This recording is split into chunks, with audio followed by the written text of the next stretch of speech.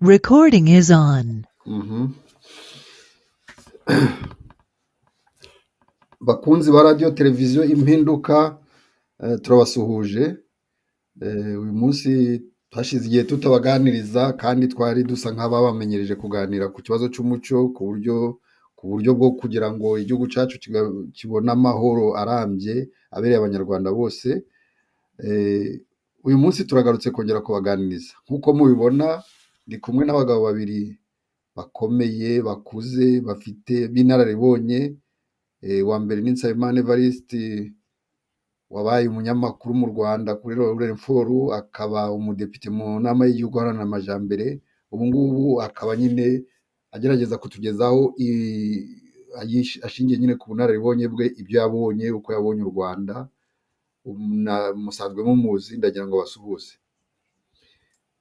Bakunzi ba radiyo impinduka ndabaramukije, mugire amahoro y'Imana kandi mbifurije kuba abarwanashyaka bazima gusa.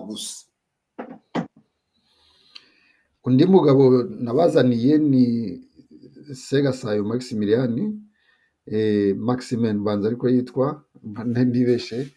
Nawe ni inararibonye, ni umuntu wabaye umuhanga cyane, hari ibitabo yahinduye mu Kirusiya bishira mu Gifaransa, aba muri Canada. Ndagira ngo nawe abasuhuze. Nanjye ndasuhuza abatwumva. Nizeye ko ikiganiro cyacu kiri bubagirire akamaro. Ikiganiro nyine nk'iki ngiki aba ari uburyo bwo kungurana ibitekerezo, umuntu mbese ahereye ku byo yabonye n'ibyo yabayemo, surutu kuri iki kibazo kijyanye n'amashyaka. Umuntu avuga ati nta n'amashyaka tukirimo kubera ko wenda twacyuye ibihe, bikaba byahawe umuntu uburyo bwo gutuma avuga yisanzuye. Ngira uko mbibona.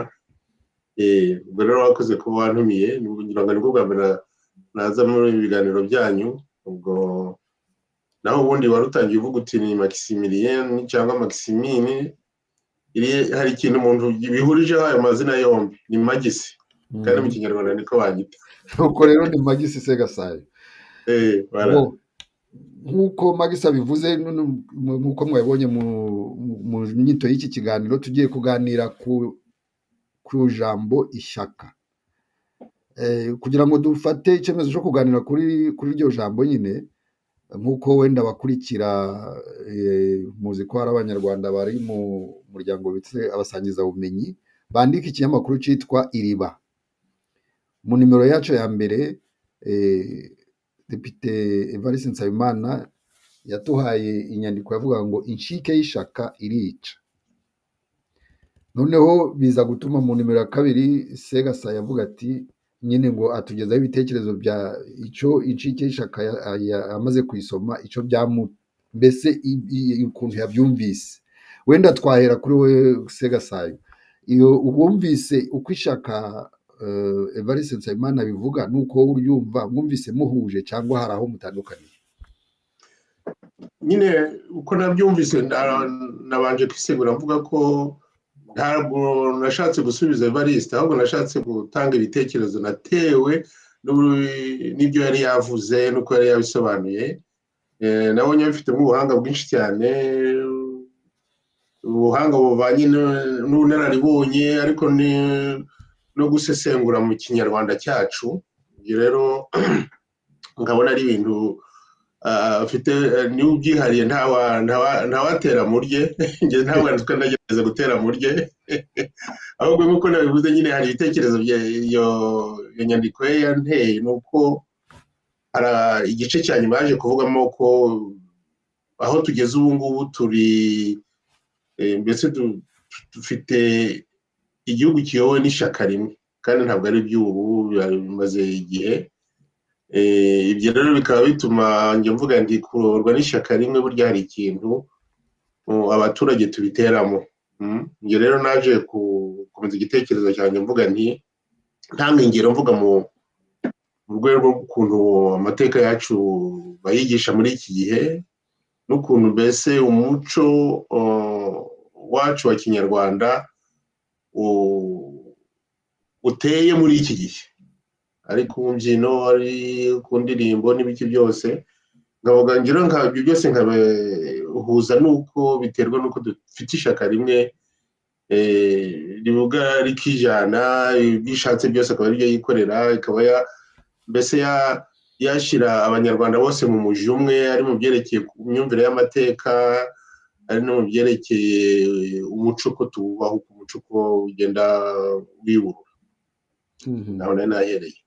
Urakoze, reka nze noneho tugaruke kuri Nsabimana. Ubundi nyine ibintu byiza mbese Nsabimana tubwire ijambo ishaka ubundi riva kuki, tugomba kuryumva dute, ritubwira iki? Ubu usanzwe mu kinyarwanda hari abantu batekereza ko ishyaka ribaho ari irya politike gusa. Ntabwo ari byo rero. Ishyaka ni ijambo risanzwe mu kinyarwanda, rikaba rifite nyina umuntu yakwita ishya. Urabona ishya, iyo wifuriza umuntu amahirwe uramubwira uti gira ishya n'ihirwe. Ishya n'ihirwe rero ni nk'abavandimwe. Noneho ishyaka rikaba rifite mukeba nawe ubaho witwa ishyari. Urumva tuvuye ku ishya mu kinyarwanda uzajya ureba usange hari ijambo bongeraho inyuguti imwe rigahinduka ukundi. Ishya ukongeraho ka, ni nko gushyiraho umwete, gushyiramo ingufu. Ishya rihindutse ishyaka. Yego. Noneho ni ikintu nabuze uko ngira, ni uko tuvuga kurwana ishyaka, ariko ni ibintu bizima. Ni uko abantu bumva kurwana yenda bakitwaza iyo nshinga bakagenda barwana, ariko kurwana ishyaka ni ugushaka ubutwari, ni ugushaka akarusho, ni ugushaka kurusha abandi, ntabwo ari ukubakuraho. Muri make uretse wenda ndumva hari ahantu ugeze neza. Kurwana ishyaka ni ukugira ngo abantu bagaragaze ko umwe wenda yagira ikintu arusha undi, ariko ntabwo ari ukugira ngo atume undi atabaho, atume undi atavuga, atume undi adakora ibyo agomba gukora. Kurwana ishyaka, ntabwo warwana ishyaka uryirwanaho. Urwana ishyaka urirwanira.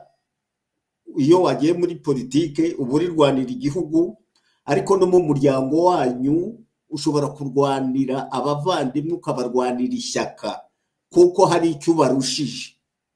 Nibwo wumva bavuga nk'umugore w'umupfakazi bati utwana twe twamurwaniye ishyaka, bakajya bagira umunsi wo kujya kumuha umubyizi, byakwera bagasarura. Ibyo ni ukumurwanira ishyaka. Tumaze kwinjira muri politike rero hinjiramo umuco mubi uhuje n'umuco mubi dusanganywe twita ubwenge. Iyo mvuga ubwenge, uragenda ukagera ahantu ubwenge bwacu ari ikintu kibi, ari ikintu kugira nabi ntabimenye wamuciye inyuma. Ndabaha nk'urugero. Mu byivugo umuntu yarivuze ati namuteranyije n'imfura ye iyanjye irandengera. Umva umuntu kugira ngo ageraho abivuge kandi abivugire aho abantu bari, nk'ibyo arabivuga rero abanyarwanda bakavuga uriya ngo azi ubwenge koko. Ngubwo ubwenge bwatwishe bwatumaze. Ishyaka rero rikaba rishyamiranye. N'ubu ni umuntu umwe numvise abivuga, rishyamiranye n'ishyari. Ishyari ni iki? Ishyari rikunze kuba abagore babiri bahuje umugabo. Rero abo bagore ntibarwana ishyaka, bo barwana ishyari. niho havuye imvugo abakobwa babyina, ukumva umukobwa aratera imbyino ati abana b'iwacu barwana ishyaka naho abahandi barwana ishyari. Abagore rero iyo ari abakeba, n'ubu hari uwo numvise avuga amashyaka yita abakeba, ntaho bihuriye. Abagore iyo ari abakeba, umugore arwanira ko yaruta mukeba we, ariko anashoboye kumukuraho cyangwa kumuhirika yamuhirika. Ndi kugira ngo baza aho ngaho uvuze, ndibuka ko muri 1991 ishaka MRND perezida wayoboraga icyo gihe ari Habyarimana bavuga ko bemeye amashaka menshi, yaravuze ngo twemeye guharikwa. Mu by'ukuri ubwo yaravuze ko ndumva wenda nk'ahantu abagabo batungaga abagore benshi baraharikaga, ati MRND yemeye guharikwa nta gahato. Ubwo yarabeshe cyangwa byagaragazaga uko kumva neza? Ntabwo kwari uguharikwa, kuko amashyaka ntashobora kuba abakeba, kuko buri shyaka riba rigamije gushyira igihugu imbere. Reba amashyaka arajyana, wenda rimwe rikanyura mu inzira y'amazi, irindi rikanyura mu kirere, irindi iy'ubutaka, ariko nta shyaka ryiswe ishyaka rishobora kuba ribi. Ntabwo rero muba muhuje ni igihugu, noneho aho kurwana mugaharanira ko igihugu kijya mbere. Uretse noneho nkubaze, tubwiye ko nyine kurwanira ishyaka igihugu, nk'uko waduhaye urugero rwiza rutuma umuntu yumva ishyaka, abana barwanira nyina ishyaka kugira ngo yerekwe niba wenda umugabo yagize ingorane, ariko noneho akaba yagiye abantu bakamurwanira ishyaka kugira ngo abaturanyi batamuseka, mbese abeho neza, yere kumva ko yasigaye wenyine. Tuzi ko iyo tubuze amashyaka ya politiki, kuko wenda nicyo kibazo turi kuganaho, tuzi ko hari ibihugu byabayeho bikagira ishyaka rimwe, bimwe n'ubu ngubu biracahari, nk'Ubushinwa umanza bafite ishyaka rimwe gusa. Ese kuki ishyaka rimwe, ishyaka ry'inshike wumva ko rigomba ritera ikibazo? Ishyaka ry'inshike, mbese ubanza unatubwira inshike, ishyaka ry'inshike ni ishyaka ki? Inshike ni nk'umuntu wabyaye umwana umwe. Niho bavuga rero bati inkingi imwe ntigera inzu, umwana umwe agerwa kuri nyina. Iryo shyaka rero iyo ribaye ari incike ririca. Kwica harimo imyumvire ibiri, hari ugucika, hari no kwica abantu. Kuko mu ishyaka rimwe iyo udakurikije amabwiriza, iyo udahuje nuko ryo rimeze n'imikorere yaryo, rirakwica. Rishobora kukwica ritagombye kukududubiza inkota, rikakwica uhagaze, ntugire icyo ntuvuge, ntubeho, ukabaho gusa utyo, cyangwa nawe ugahitamo kuryihorera, nka rya jambo ngo ntacyo mvuze ntiteranya. Uwihoreye ahonga bike. Ugira icyo uvuga muri iryo ry'ishyaka, inshuti zawe nizo ziza zikakubwira ngo wigize ivuzi ngo urusha abandi ngo ubuvuge iki. Ubwo bari kukubuza wenda kugira ngo ibintu byahinduka. Katubaze Segasabe Max, wowe wabaye mu bihugu birimo amashyaka rimwe, uretse ko wenda cyagezeho kigasenyuka, nanjye icyo gihugu ubu ngubu niyondi. Wowe ibyo Evariste avuze ku ishyaka, ku shari, wabivugaho iki? Urabikumva ute? Ahubwo numvise yanyunguye igitekerezo aho yavuze yuko ishyaka ubundi ukurikije uko ryagombye kumera ni ikintu cyubaka, ko abantu barimo bashaka uburyo bateza imbere igihugu turi kuvuga amashyaka y'igihugu rwateza imbere igihugu. Niba rero ufite ishyaka ryitwa ritya ushaka kwerekana uburyo iryo shyaka ryateza igihugu imbere, nanjye nkaba ndi muri iri shyaka aribyo tugamije, nta gituma twagombye kurwana nk'uko amashyaka yacu yagiye arwana. Aho ngaho n'akandi gasobanuro yanyunguye aho niho nshaka kugira ngo ni uko amashyaka ajya kuvuka mu Rwanda hajemo ikintu kijyanye n'umuco wacu yise ubwenge. Ubwenge rero nk'uko yabisobanuye uko ngenda byumvise mu magambo yanjye ni bya bintu byo gucengana, kugira ute umuntu uzi ubwenge. Iyo bavuze ko umuntu uzi ubwenge njye usigaye mbitekerezaho ngo nganaseka, ko usanga n'ibintu bituranga. Iyo ushaka kuvuga umuntu wese aravuga ngo uriya mwana azi ubwenge, azi ubwenge ngiki, ariko wajya kureba ugasanga ni bwa bwenge bujyanye n'uburyarya, bujyanye no kutavugisha ukuri, no kwerekana abandi ko no kutababwira igitekerezo cyawe, nibwo iwacu bita ubwenge. Rero ni imyumvire mibi y'ubwenge. Naho kuri iki kibazo wari ubajije ngo ibihugu nabayemo n'iki, nabaye mu bihugu ntabwo ari njye nyine, ibihugu no mu Rwanda twabaye mu gihugu kiyoborwa n'ishyaka rimwe. Ngira ngo ndakeka ko wavuga ko kuva nko muri 1965 w'ikinyejana gishize twayobowe n'ishyaka rimwe, ntabwo yaba yibeshye cyane. Nabyo kandi nkaba nkeka yuko ari ibintu byazanywe n'ibyo bintu bijyanye n'umuco wacu wo kwerekana dufite ubwenge burusha abandi ubwenge cyangwa ikintu kuko dushaka. Hari n'ibindi umuntu yakongera bijyanye n'amateka yacu yo gukeza umuntu umwe, nabyo ni ibintu byari biranga amateka twabayemo, ntawabyirengagiza. nabyo biri mu mateka ubwo bwenge. Hari ariko n'amateka twabayemo yo gukeza umuntu umwe, kugira umuntu umwe ukeza ukabona ari we kaminuza wawe, ariyo mana yawe mbese.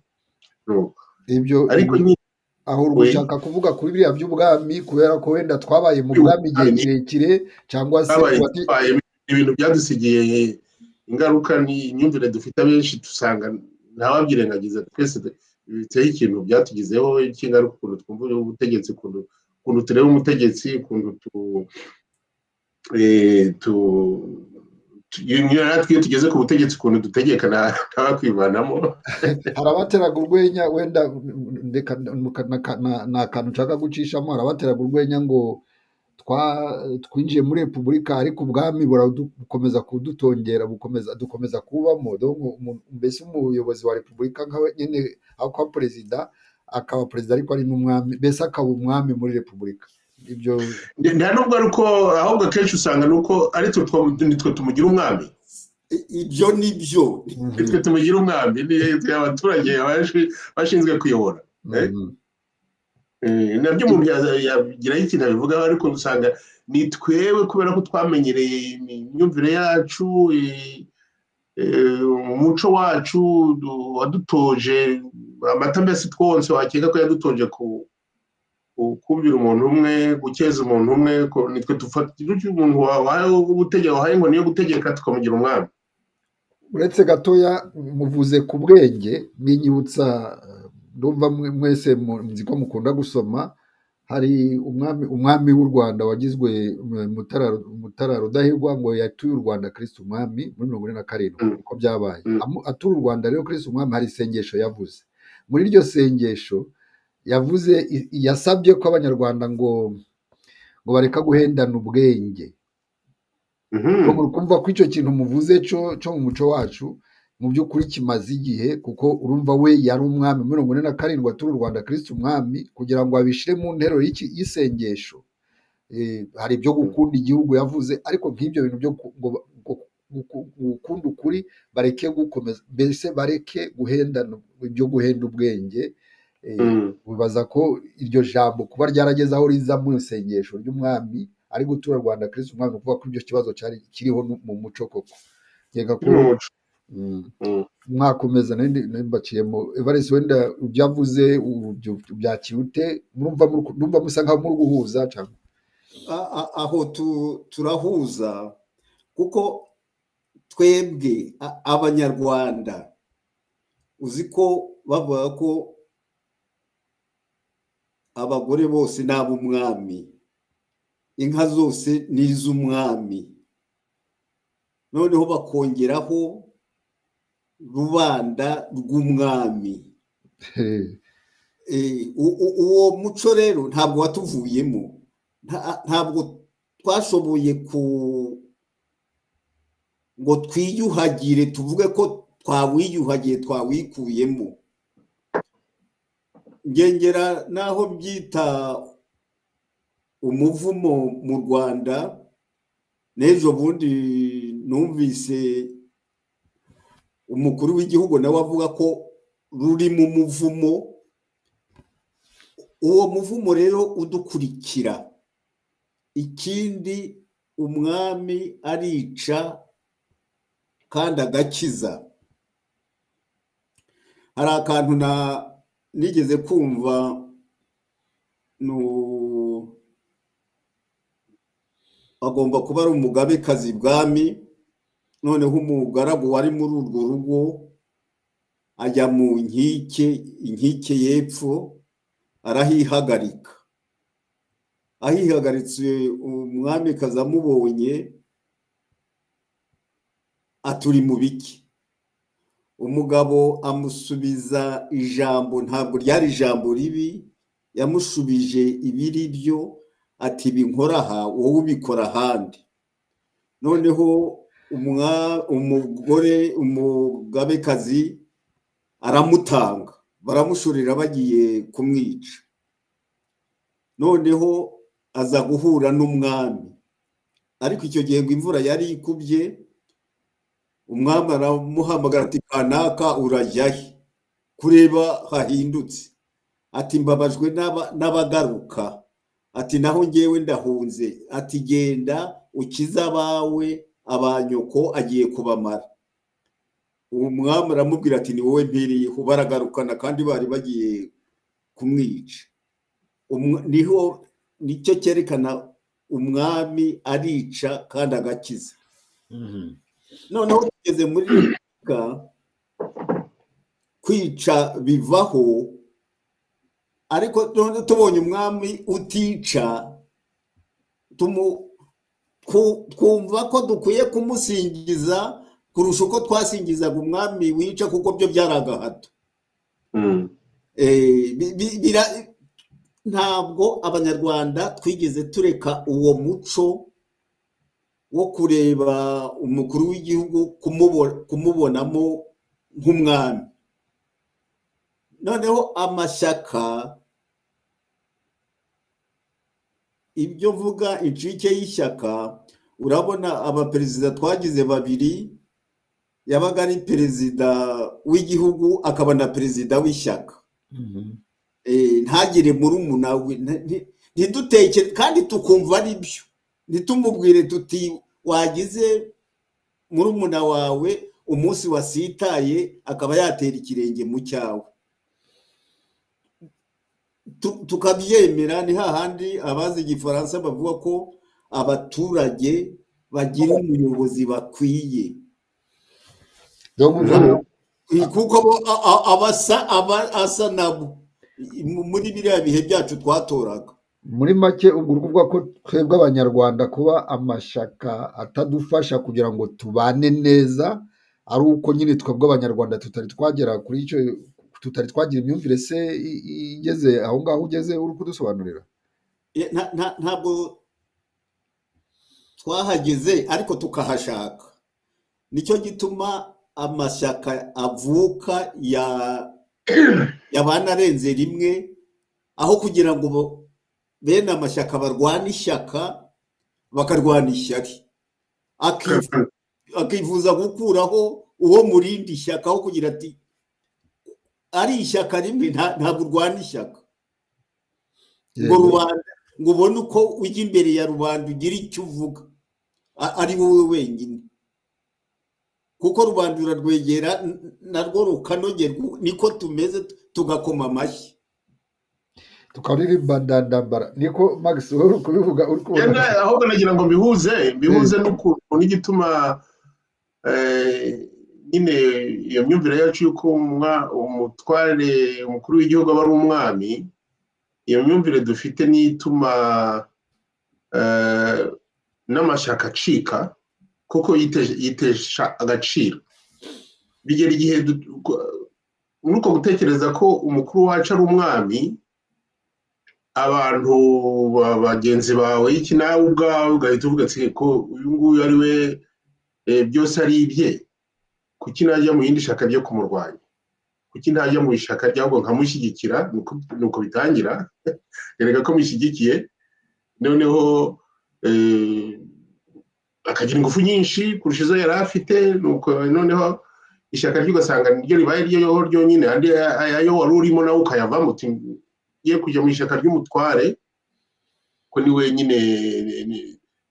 Ntabwo navuga amagambo menshi tuvuga iyo dukoresha iyo dushaka kwerekana ko abadutegeka ari abantu b'ibitangaza. Ibyo byose ari ibintu biranga n'ingoma ziba ziriho mu Rwanda, nubwo tuzita ingoma ariko ni ingoma, nibyo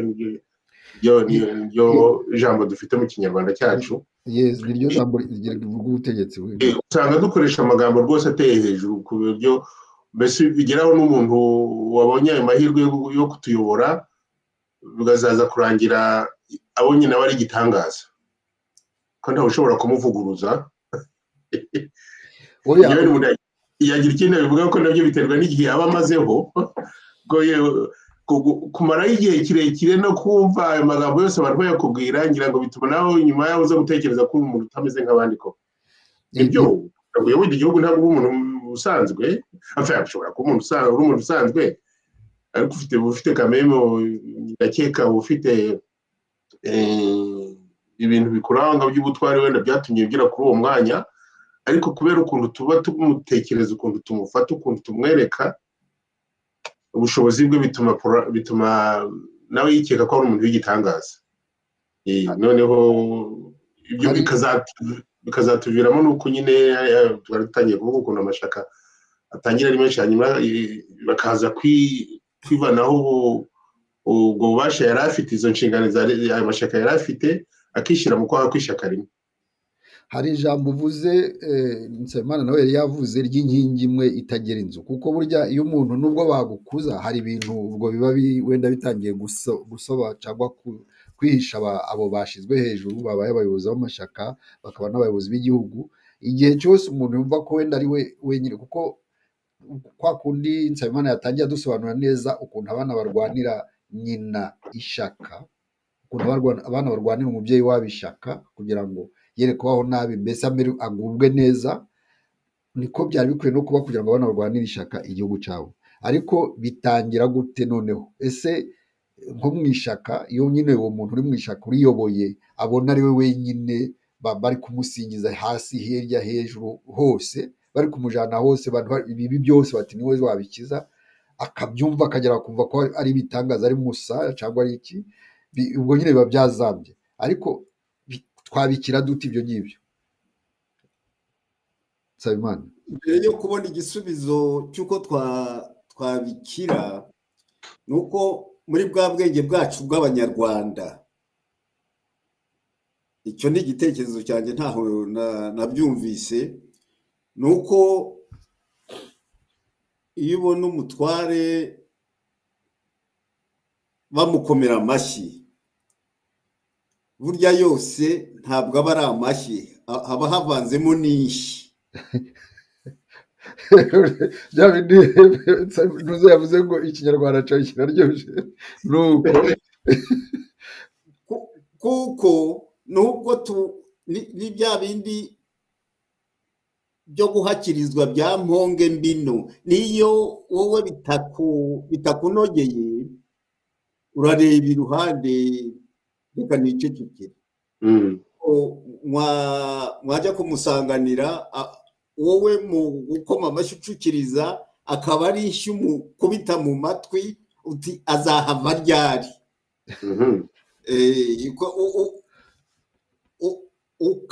Ukarambirwa, ukamurambirwa, kuko ari umuntu nawe uri umuntu, kandi abakobwa nyine bari gukunda abakobwa, bajyaga babyina ngo tera nyiraneza ntawe uneza rubanda. Iyo waneza rubanda ntiwaneza rubanda rwose. Ariko ntihabura noneho mu bakwegereye bari bugufi nabo hari ubwo bagenda bigiza basunika n'inkokora bigiza y'abandi kugira ngo bakwegere bagucucikemo ibyo bashaka, kuko ntiwaba umuyobozi w'igihugu ngo ube wenyine. Kwa kundi rero kwica no kwicana nibwo bagira batya bakakubwira bati kanaka yakuvuze nabi, abakwegereye bati ndetse aragutuka, bati batarakwanga. Hari ijambo rero bakunda kuvuga risa n'umugani ngo ugutwi k'umwami ntikunena. Bakubwiye ko bagukunda wabyumva ukagenda ukiryamira, ariko iyo bakubwiye ko bakwanga, ko banaguciye urwaho bakwica, icyo gihe ni bya bindi bavuga ngo inzira zabyaye amahari. Kandi uzabona urebye mu gihugu cyacu kwigiza y'abantu, ntabwo wajya gusunika uhagaze i Kigali ngo n'inkoko rusunika umuntu uri Kagitumba, usunika hepfo aho mu muhima ukwegereye, nibwo ubona hazamo gatanya. Rero ukabona abantu batangiye kwangana, noneho ni rya shyaka rero rigenda ricika, noneho rikagira n'abo ryica. Ndumva muri make umuntu yakumva nyine turebye ibyabaye iwacu wenda mu gihugu, ubwo twareba ukuntu amashyaka muri 60 yari menshi, yarageraga kuri angahe, kuri ane umuntu yavuga. Numva Padiri Rudakemwa Fortunatus yaravuze ko ku mashyaka ane, kuri Runari, kuri Raderi, kuri Parmehutu no kuri Aprosoma, ayo yari ahari. Ariko nkuko Max yabivuze muri 65 yari yavuyeho. Muri 76 haza ishaka kudeta yakuyeho ishaka rya MDR, 76 haza ishaka MRND, muri 91 aba yarenze 5 ndetse narenga haza yageze kuri 16 ndakeka. Ubu ngubu dufite, mwabivuze Max yabivuze, hari ishaka rimwe, ariko hari amashaka yavutse ntiyemerwa. Ubwo byo nuko abantu banga ko bakeba ko igihugu kigira abandi bakirwanira ishaka, cyangwa n'ukweri. Max hari icyo wabivugaho? Yewe ikibitera bisa naho twari dutangiye kubivuga, nuko umuntu wese avuga ati uyu niwe mwami niwe ngiye gukeza. Ibyo ni impamvu mbona yishitse. Niba kanaka kuko ari uri ku butegetsi, afite ubutegetsi, akaba yakizeho ishaka, barutekereza avuga ati reka mushyigikire kuko bamugane dutahiriza umugozi umwe. Ariko hari n'abandi ntababihisha nabyo baba bashaka gukorera inda yabo. Ibyo nabyo ni ibintu bisanzwe. Mu bihugu nka biriya byacu ugomba gusaranganya utuntu twinshi, umuntu ushaka gukurura ashiriwe byose. Ubwo usanga rero ibyo ari impamvu zituma n'amashyaka nayo nuko kugira ngo abeho wenda nayo biterwa n'abayobozi babo, baravuga bati wari unyuze mu mateka twanyuzemo, twagiye tubona amashyaka yivanyeho akazima, tukabona n'amashyaka bakujeho itegeko, nabyo byabaye biri mu mateka yacu. Ariko ndumva muri make umuntu yavuga ko ari amashyaka ajya kuzima kubera nyine iyo myumvire dufite yuko ubutegetsi bugomba kugenda, ko niwe wagiye hagomba kuba ari we kamara yebara. Ikinyarwanda gitangiye kugenda, tumaze imyaka myinshi nuko ibyo rero nabyo biri mu mpamvu. Ariko ntabwo ari ikintu nashaka kugira ngo mvugeho, nashaka kugira ngo mvuge ko usubiza ku kibazo wigize kuvuga uti na Evariste yarigeze kubikomoza avuga ko umukuru wacu w'igihugu aretse kuvuga ko ari umuvumo. Yesu igihugu ko ni umuvumo, ese biterwa n'iki? Niko bizahora? Rero mu gitekerezo cyanjye nshaka gutanga nuko ibyo turimo turi gutekerezaho bituma abantu benshi turira tukavuga tuti igihugu cyacu gisa n'icyahumwe koko nuko kugeza ubu umuntu yavuga ko dufite abayobozi dufite abategetsi ariko ntabwo dufite abayobozi. Ndashaka kuvuga yuko wenda ngiye kwifashisha amagambo ya Kinyarwanda y'igifaransa baraza kunyunganira niba dufite uburyo twayahindura mu Kinyarwanda. Un leader et un gestionnaire. Leader ni nakwita umuyobozi. Leader ni umuntu uvuga uti mfite ibintu nshaka kugezaho igihugu cyanjye. Naho gestionnaire aba ari umuntu uvuga uti reka ngerageze kurusha abandi gucunga umutungo w'igihugu niba umutungo w'igihugu cyari ibintu banshinze bivemo neza. Umuyobozi rero ufite ubwo navuga mbese bisigiye mukomeje nakomeje kwitabaza igifaransa leader avec une vision. Uko bivuze gutyo ubwo leader yawe ntwara rumuri ariko yewara ntabwo icyo gihe gestionnaire akaba umucungamari ndumva ariko babiri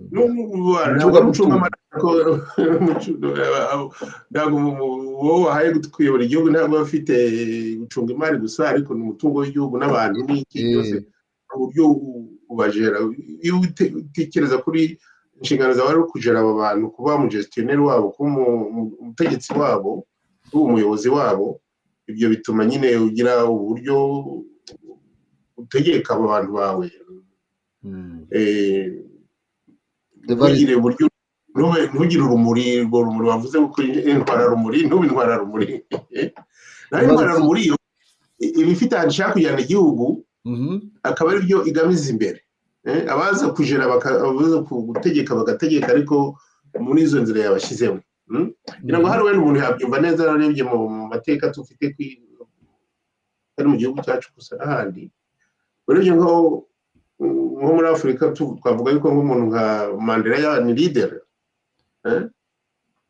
Ntabwo icyo yari agamije imbere ari kuba gestionnaire y'igihugu, ntabwo ari gutegeka igihugu, yari afite uburyo n'igihugu cye urumuri yashaka kugeza ku gihugu cye aba ari byo ashyira imbere kugeza igihe nyine yavugiye ati ngo nakoze ibyanjye, nakoze ibyo nshoboye, reka ndetse abandi nabo bagerageze. Abayobozi nk'abo ntabwo tufite benshi cyane, ngira ngo mu mateka yacu y'u Rwanda ntabwo twigeze tugira benshi cyane. Simbizi, ntabwo ngiye gutanga amanota ariko nuko njye nabibonaga. Urakoze. Ukuvuze kuri Mandela ndumva ari bizima. Evariste, wowe urabibona ute kuri icyo kibazo? Njyewe uko mbibona ni ukutumva ko utegeka igihugu tugaruka ibwami, kuko umwami yimaga ingoma, kwima ingoma bikaba ari kwimana kwima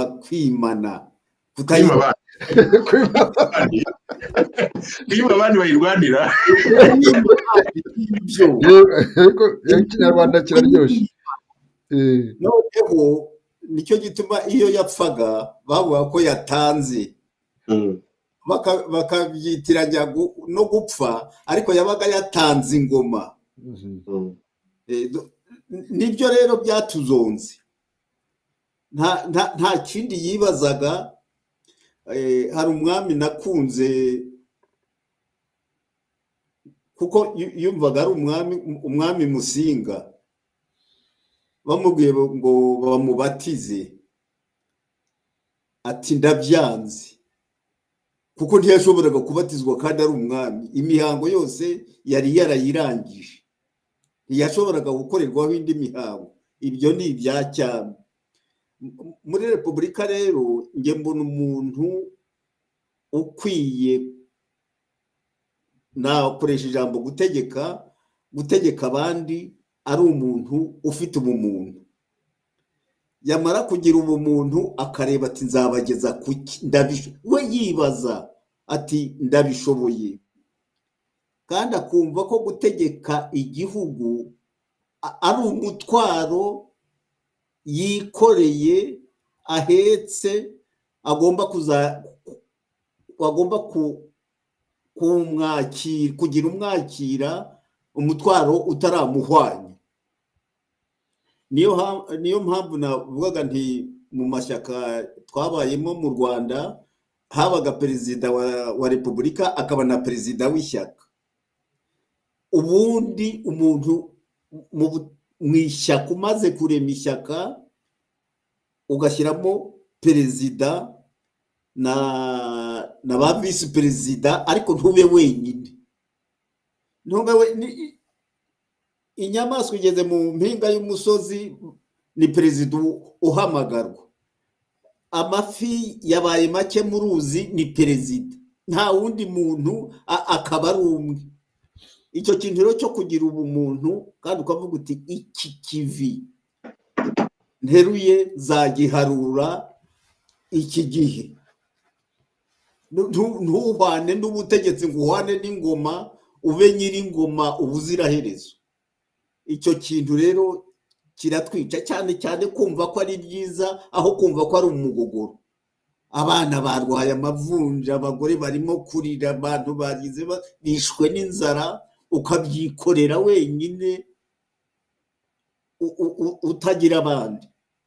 Ikindi kintu cyiza rero cy'amashyaka kugira ngo abeho abane mu mahoro ni uko abantu bapfa kumva ko yanihuyeho ishyaka, ntagire igitekerezo amashyaka ahuza ngo avuga ati tuzitwara dutya. Mu gihugu cyacu dushyizeho kirazira. Ninjya mvuye mu Buganza ngiye mu Mutara kurwanira ishyaka ryanjye mu Mutara, kurigeza ku banyamutara, ngende mbabwira ibitekerezo by'ishyaka ryanjye. Andi mashyaka sinyavuge. Hari ubwo ngeraho nkayagereranya n'abana mu mashuri. Twiga mu mashuri, cyane cyane mu mashuri abanza, twarwaniraga kuba ukarwanira kuba uwa mbere. Ariko uwabaga uwa mbere ntacyo yabaga atwaye abandi. N'uwabaga uwa nyuma ntacyo yashobora kuzaba, ntabwo yajyaga kwiyahura. Yashoboraga kuvuga ati wenda nanjye ubutaha nzaba uwa mbere.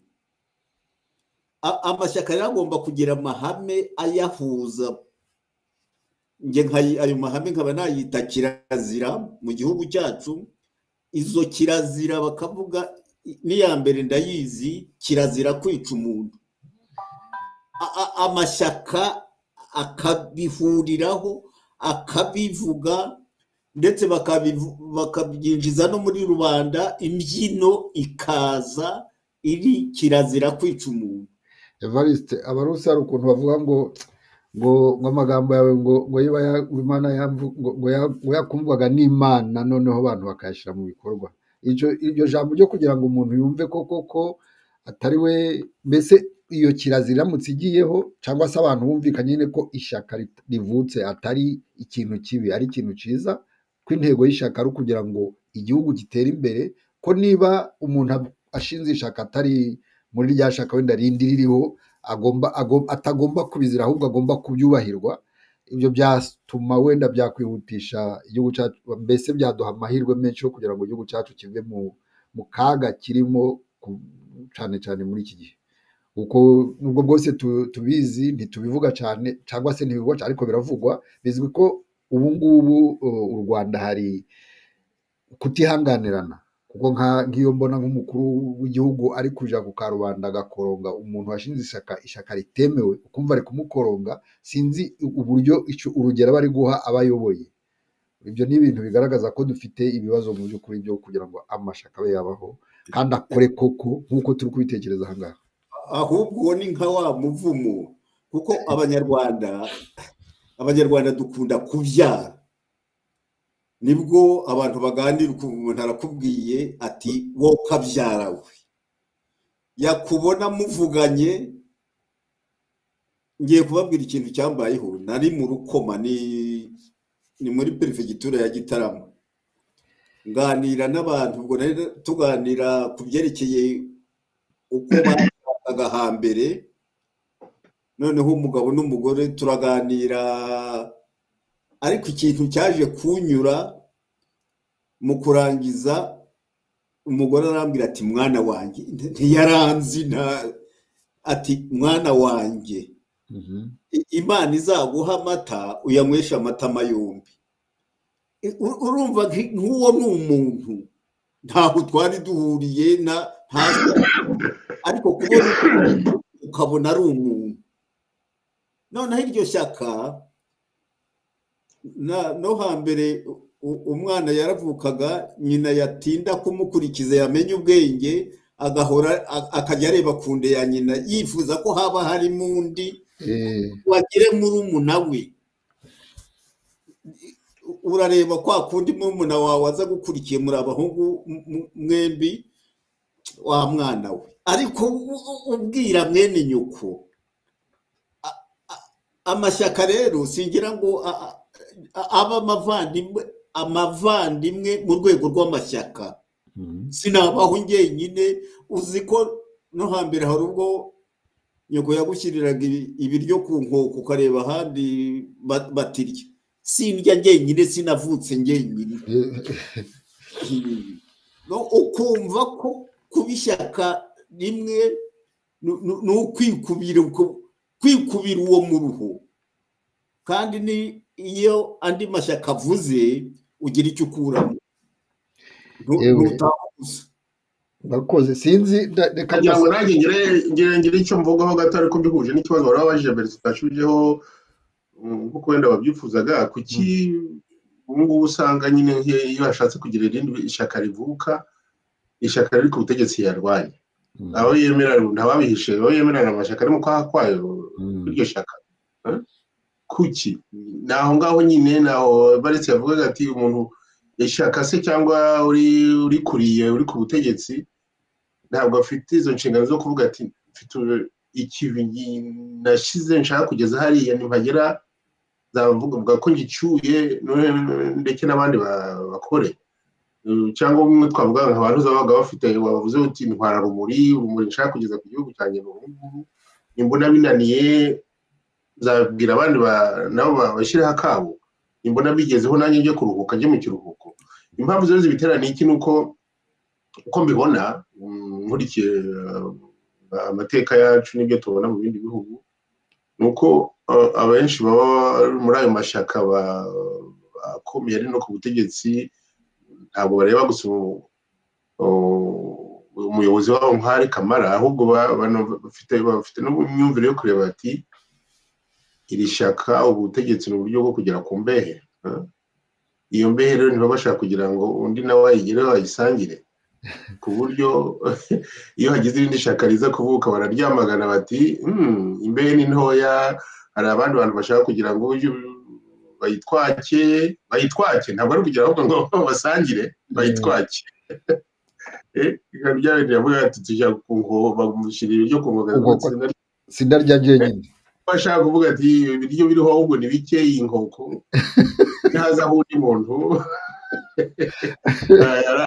arabambogamiye. Rero ibyo bikanatuma n'abo bantu bafite amahirwe yo kubona kuri iyo nkoko babwira umuntu, bakomeza kumubwira bati ni wowe Kamara, weho igihugu cyanjye. Nkurikije amategeko n'abayemo, nta gihe twigeze tugira umuperezida, usibye hari wenda utaramaze igihe kirekire uriya Mbonyumutwa, abandi bose baravuga uti ariko ugiye kubanza n'ababwira icyo ibintu nabaye. Ndibuka Kamara mpaka 61 ibibazo, ntabwo nari umwana muto, ariko nashoboraga kumva sibyo nkubiza uko abantu baganira basabwe kujya gutora n'iki, bati igihugu kitagira umwami, igihugu kitagira umwami ntawe uzongera kubyara, nta nka zizongera no mu mwami bamugize byose. Nyuma yaho rero ntabwo byatuvuyemo, baravuga ati ntabwo najya kuguhisha kudeta ya 73 yabaye ndi Moscou, ariko nzi ko hari umuntu twaganiye mu bango twabanaga icyo gihe ambasade yari ihari yaraje arambwira ati ntabwo nigishika igihugu cyagenda hatariho Kayibanda. Ayo magambo rero twarayumvise ngo Habyarimana n'ubu niyo ariho akomeza kuvuga kuri ndakeka ntabwo nkeka ko dufite uburyo bwinshi bwo kubibona, ntabwo ari nka kera rero twabibonaga mu binyamakuru gusa cyangwa mu bantu bakoraga ahantu z'ahantu habaye amanama n'iki, ariko dukora kumva ibiganiro byinshi binyura kuri YouTube nawe ni kimwe. Abo bantu rero nibo bavuga bati uyu muntu avuyeho imbere yacu yakubama ubutegetsi twabureka tuburekuye, rero nuko none bigatuma n'uwo muntu bashyize imbere nabyumva atyo none agashyiramo imbaraga nyinshi kugira ngo usibye ko n'abashobora kuba ari n'igisambo. Twagize amahirwe tugira abategetsi babayeho ba mbere kuri repubulika batari ibisambo, ariko ubu ubona ibisambo ibyari byose ubonye umutwe wa Kayibanda bari abantu Kayibanda sindana mvurite gusaba mu gitabo ko yigenderaga muri Volkswagen n'umushoferi we wenyine. Abo ugomba kugira Habyarimana ngira ngo yari afite wenda abantu bamu ini section mu gisirikare, ariko ubu ngubu afite batayo nk'ebyiri eshatu zimugenda inyuma. Ni urwenya impamvu nyine ngira nashaka gutanga zerekana igituma abantu bagomba kugundira ku butegetsi kugira rero ngo tubiveho. Ngira ngo hazasaba wenda ko tugirirwa ibitangaza, tukagira nk'umuyobozi uje koko avuga ati ndi ntwara rumuri, mfite ikivi ngiye kugeza ku Rwanda, ningigeraho nzasezera, nzaha abandi nabo w'inkoni nabo bakore. Kugira ngo nitubigeraho tuzaba tugize Imana. Ndakeka ko nkurikije ibyo mbona ubu ngubu ntabwo byaba amahirwe gusa, byaba ari n'igitangaza, ariko wenda ibitangaza bibaho. Urakoze. Bo ubundi kuri radiyo televiziyo Impinduka dufite akamenyero ko gukora ibiganiro bigufi. Uyu munsi ndabona dusa naho twabyirengagije, hari ni ukubera ko byumvikana ko ibintu turi kuvuga ni ibintu biryoshye kandi ariko reka tugane ku musozo, wenda niba ngombwa tuzagaruka tuganize abakunzi ba radiyo televiziyo yacu.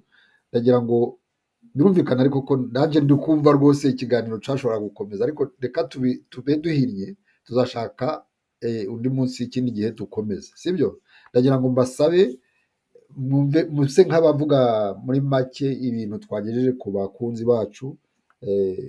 Ndaguheraho Nsabimana cyangwa reka mbere kuri Maxi, hanyuma Nsabimana usoze. Yewe iki kiganiro icyo nagishimiye ni ibitekerezo, ibisobanuro byinshi n'umuntu yabyita ibisobanuro bihereye no ku mvugo dukoresha zatumye twumva neza amashyaka, ishyaka icyo ari cyo, kurwanya ishyaka. Kurwanya ishyaka ntabwo ari ugukimbirana, ntabwo ari amakimbirane, ntabwo ari uguhangana, ntabwo ari uguhangana no gushaka ikintu cyatumye ushyiraho iryo shyaka kije imbere. Iki kintu rero ni nk'uko yabivuze, umubyeyi yabaga afite abana bakamurwanira ishyaka. Natwe umubyeyi wacu ni igihugu kimwe, tugomba kumurwanira ishyaka, tukarwana icyo gihugu cyacu ishyaka. Icyo kintu cya mbere nakuyemo ubona ngewe cyanyunguye mu bitekerezo nari mfite, wenda ntari mfutukiweho neza ariko byatumye twifutukirwaho neza. Naho ubundi nyine ikindi kintu kandi nacyo yavuzeho nanjye nasaga n'uwagitekerejeho, naho amashyaka twagize tubona yabayeho ahuriye n'umuco twabayemo, amateka yacu, kuba twarabaye igihe kirekire mu bintu by'ubuhake, by'ubwami, by'iki, ibyo byose byatumye kwivugurura. Burya ntabwo ari ibintu byoroshye kugira ngo abantu baba baramaze imyaka magana n'amagana babaho batya, kugira ngo ibyo byose bigira ingaruka ku muco, ku myumvire dufite ku bana. Mbese umuntu yavuga ko bigeraho bikaba ibintu umuntu atanga no mu maraso y'abana byaye. Rero kugira ngo ibyo bizatubemo ntabwo ari ibintu byoroshye, ariko iyo umuntu yatangiye kubitungaho urutoki avuga ati twakora iki, kuki ari uko bimeze, aba ari intangiriro yo kubona igisubizo. Rero narangiza ikiganiro mvuga nti kinteye akantu k'akanyamuneza ko mvuga nti hari abantu babaza ibibazo, niba batangiye kwibaza none ni ukuvuga ko bizabonerwa umuti, kandi uwo muti ukazaba nk'uko tubyifuza. Murakoze.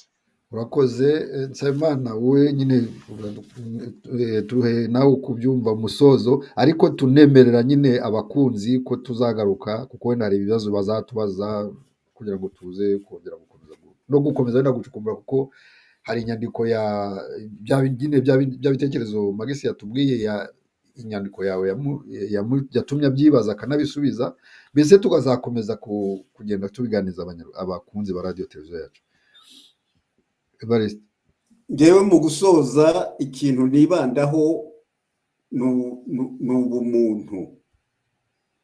Icya kabiri ni igihugu cyanjye, ubutaka bwanjye. Reba iwanyu ku butaka bwa so na sogokuru, umatane nabwo, uvuga uti aha hantu zahakurwa n'Imana ikoze umurayi. Urabona uko abantu tumeze, ntushobora gukandagira mu kirere. Bavugaga ko n'umwami ntabwo yagiraga urutara, bamusasiraga ahantu uburiri bwe bwabaga buhuje n'ubutaka kugira ngo yegerane n'ubutaka bwe. Ni ukuvuga rero ko buri munyarwanda agomba kwegera ubutaka bwe, nubwo waba uri ku rutara uratimbira ugakandagira hasi. Ubutaka rero numara, ahubwo twe tukiri bato, umuntu yajyaga kugeza nko ku ba mama bajya guhinga, aguhetse agashyira ingobyi yawe akayisasa mu nyanzo ukicaraho cyangwa mu ruharuriro, ariko urabona uko umwana kubagana nka wa mwana ufasha nyina kwanika amamera. Noneho ugakubagana wahura n'ibitaka ukajya twajyaga gukura umuntu afite nk'ibiro 30 na bingahe mu mubiri we, ari ubutaka bwawe bw'iwanyu wariye. Ugomba rero kubwumva, wamara kubwumva nibwo bukubyaramo ubumuntu, wareba undi muntu ukumva ko ari umuntu. Icyo nicyo kintu cya mbere, nta kunena umuntu. Ikindi, guhakwa tukabyikuramo. Abashatse guhakwa bagahakwa ku Mana, bakavuga bati Mana tujya imbere, tubera urumuri, turebe, tumenye iyo tujya. Hanyuma mu gusoza nkavuga ko gutegeka igihugu ni umugogoro. Ubugira uti uwampa nkazabona unyakira, noneho ukareka ababishoboye bakakwakira, bakazakwakira. Si ngombwa kunanirwa. Reba umuntu wabaye umukuru w'igihugu, birambabaza iyo mbona abakuru bariya babiri b'igihugu cyacu atarashoboye kwicara iwe mu rugo yarangije umurimo we, akana akuzukuru kajya hariya kaza kamungo gakinisha kamuza kagira. Icyo kintu ni intera agahinda. Noneho amashyaka akumva ko ava indimwe, ni nk'abantu ko irirushije irindi. Ntabwo wabona mwene nyoko asimbutse urukiramende akurushije ngo uragenda umukubite, aho uragenda ukamukora mu ntoki. Turakoze ukamukora mu ntoki uti nuko rero uko numva amashyaka agomba kumva ko ava indimwe, ko igihugu cyayabyaye ari kimwe, ko nibajya gukocorana bazaba bikoze mu nda. Yes, ko bazafatanya igihe igihugu gihuye n'ingorane kikaba kigomba kwirwanaho. Muri make rero reka tube tushizeho wenda harya babyita gukira akadomo cyangwa akagobeko. Tuzakomeza ko ndumva rwose ikiganiro, ndumva ntabwo byose tubivuze, kandi birumvikana uko dukomeza mugenda muvuga, haza amagambo masha, haza ibintu bisha byo kugira ngo umuntu abe yasaba ko nabyo umuntu abyumva uko mubyumva n'abandi bazabyumva.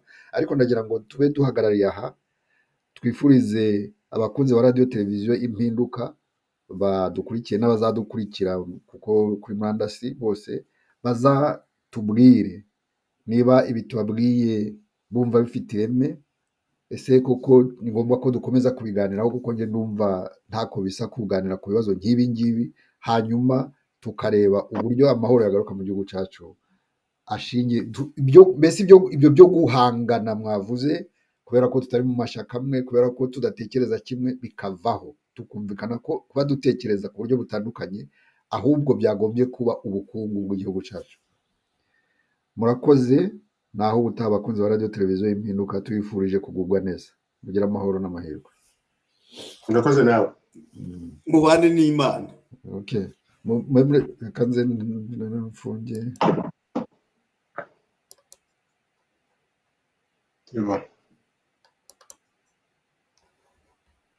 Abanyuma registrement. Reka nze ndi kuiva. Est-ce que yes. Astanavit. Baringiye ku.